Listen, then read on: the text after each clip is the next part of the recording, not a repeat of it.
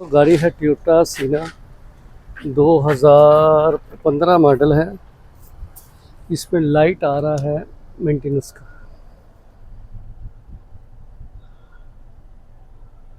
अभी इसको क्लियर करेंगे, देखिए कैसे होगा। प्रेस करोगे ना, इसे प्रेस करके स्विच बंद कर दीजिए 15 सेकंड के लिए।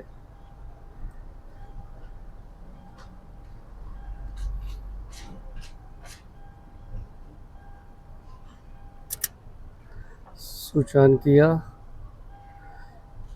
छोड़ना नहीं है, इसको पकड़ के रखना है।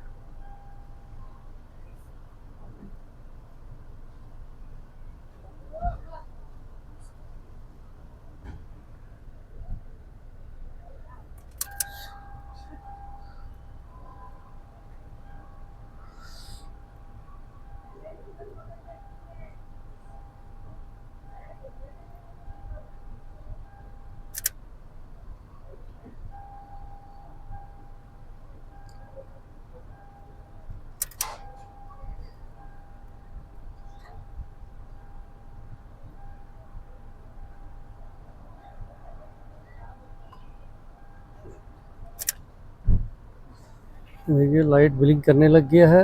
छोड़ना नहीं। अभी छोड़ेंगे नहीं हम इसे। वो लाइट चली गई। बस इतना सा काम है। अल्लाह हाफ़िज़।